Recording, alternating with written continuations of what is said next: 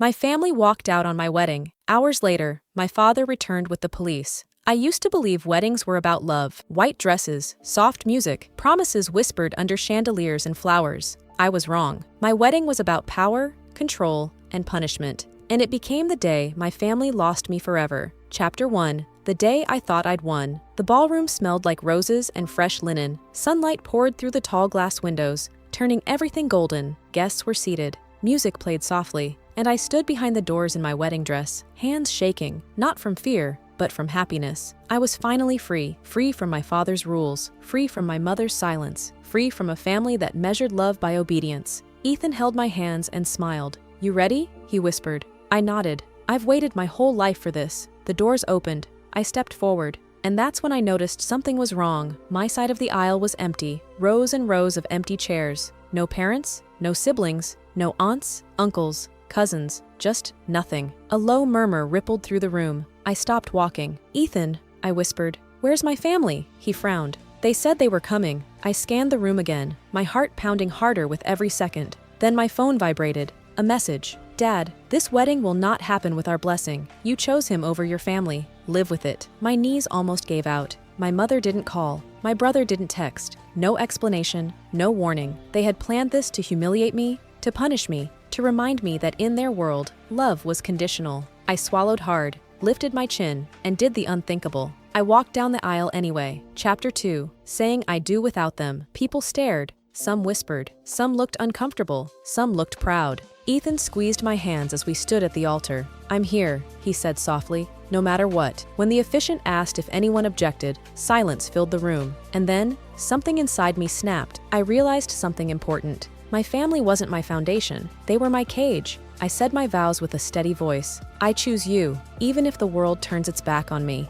Tears ran down Ethan's face as he said his. We kissed. Applause erupted. And for a moment, I thought it was over. I thought the worst had passed. I was wrong. Chapter 3. The calm before the storm. The reception began. Music, food, laughter. But an unease settled in my chest. My phone kept buzzing. Unknown numbers, voicemails, texts I didn't open. Then the music stopped. The doors at the back of the ballroom burst open. 2 police officers walked in. Behind them, my father. Tall, stone-faced, furious. The room fell silent. "Emily Carter," one officer said. "We need to speak with you." My heart dropped. Ethan stepped forward. "What is this about?" My father spoke before the officers could. "She's committing fraud," he said coldly, "and emotional manipulation. This marriage is illegitimate." Gasps filled the room. I stared at him, stunned. "You abandoned me," I said, "and now you bring cops." He didn't even blink, not once. "You embarrassed this family," my father said coldly, standing in the middle of my wedding reception like a king delivering judgment.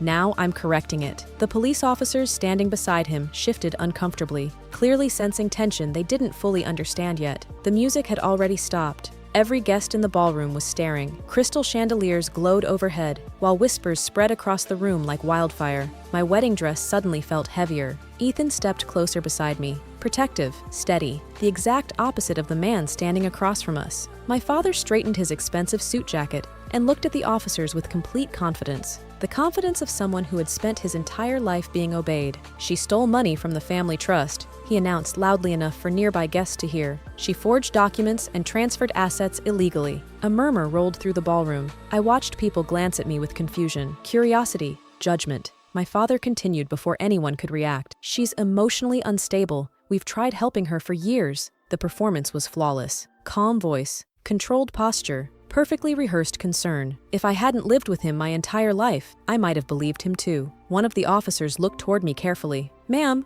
we'd like to ask you a few questions privately." My father smiled slightly. That smile. God, I hated that smile. It was the smile he wore whenever he believed he had already won. The smile he used when intimidating employees, when controlling my mother, when threatening me, when reminding everyone in the family who held the power. "I have evidence at home," he added smoothly. "Everything is documented." That was his mistake, because the version of me standing in that ballroom wasn't the frightened daughter he remembered controlling. 3 years earlier, when he threatened to cut me off financially unless I ended my relationship with Ethan, something inside me had finally awakened. At first, I panicked. I cried. I begged. Then, one night, I sat alone in my apartment, staring at his text messages, and realized something horrifying. My father didn't love conditionally. He controlled conditionally. Everything came with strings attached: money, approval, affection, support, even silence. If you obeyed him, he rewarded you. If you challenged him, he punished you. And for most of my life, I had confused that with love. So I started preparing quietly. I documented every threat,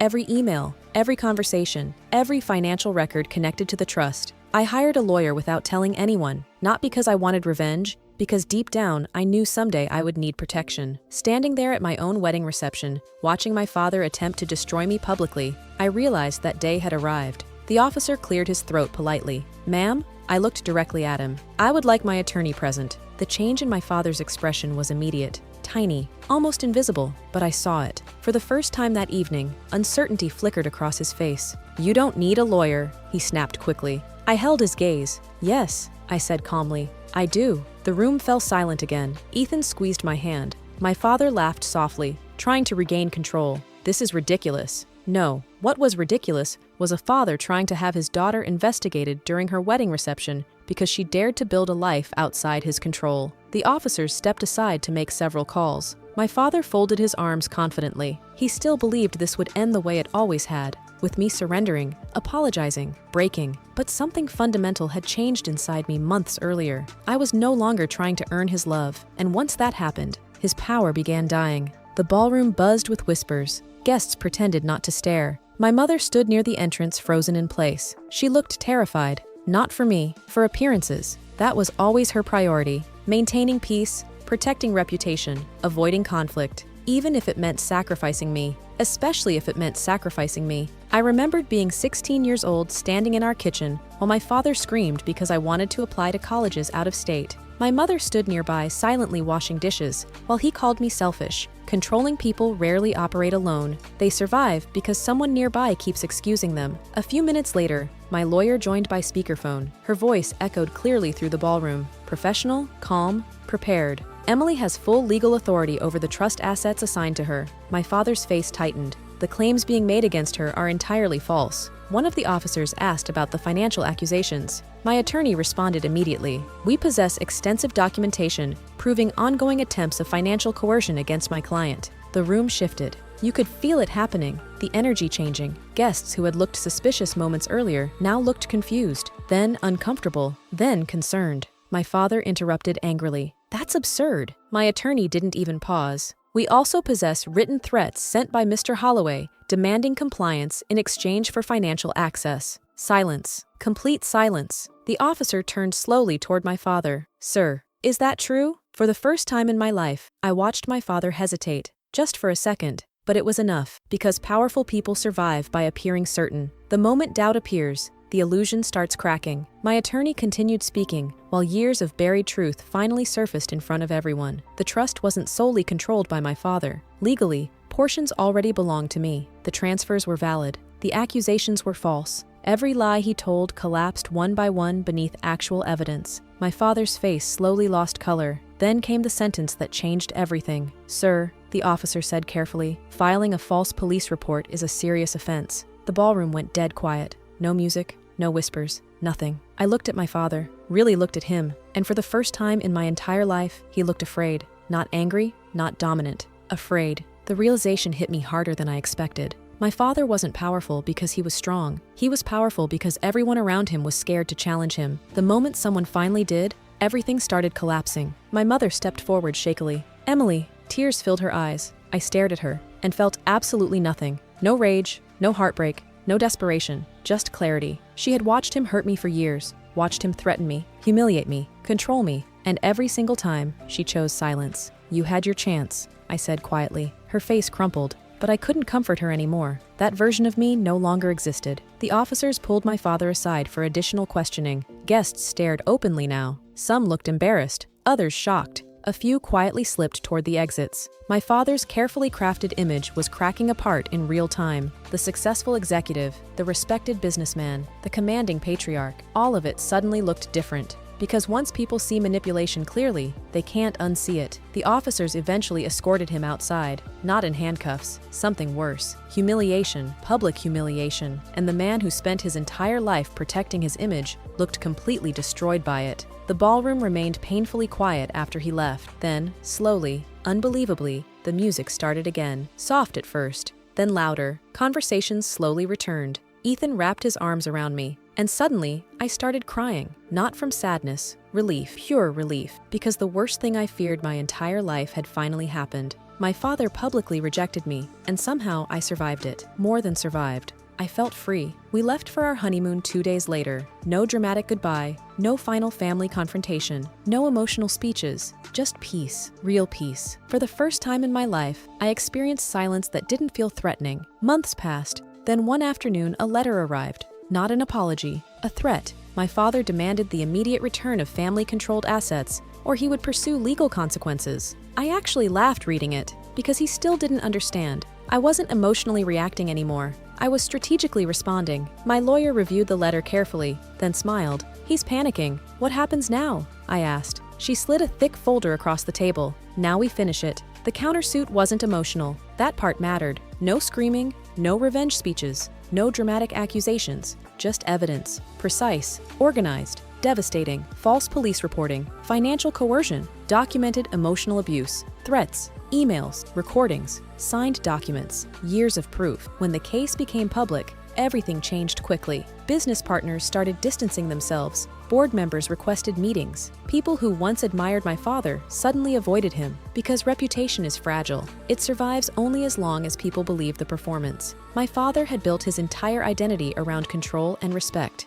Now both were disappearing publicly. One evening, my mother appeared unexpectedly at my apartment. She looked older, smaller somehow, like carrying years of silence had finally become too heavy. "I should have protected you," she whispered. I believed she meant it. That was the tragedy. People can genuinely regret hurting you and still not deserve access to your life anymore. "You watched him destroy me," I said softly. Tears rolled down her face. I thought keeping peace was helping. No. I looked directly at her. "You protected his comfort, not my safety." She cried harder. Part of me wanted to comfort her automatically. Old habits, old survival instincts. But healing sometimes means refusing to abandon yourself again. "I hope you find peace," I told her honestly, "but not at my expense." Then I closed the door. That was the last time I ever saw her. The courtroom months later felt strangely anticlimactic. My father entered looking older than I remembered. Not physically, emotionally. Like the weight of losing control had finally exhausted him. When it was my turn to speak, I stood calmly. No trembling, no fear,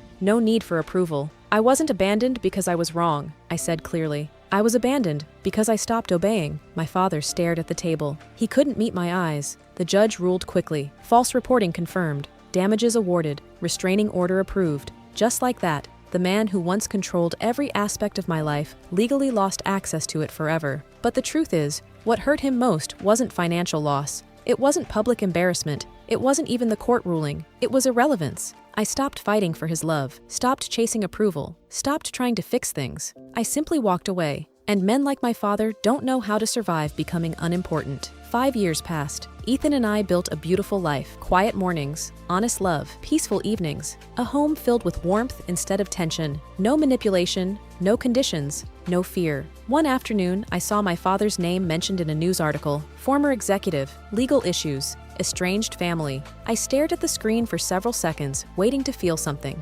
Anger, satisfaction, sadness, anything. But there was nothing, just closure. People think revenge looks dramatic. Screaming matches, public destruction, courtroom victories. But honestly, the strongest revenge is becoming untouchable. My father thought abandoning me at my wedding would destroy me. He thought sending police would scare me back into obedience. Instead, he accidentally gave me freedom. Because the moment I stopped needing his approval, he lost every weapon he ever had against me. And that became the one thing he could never forgive.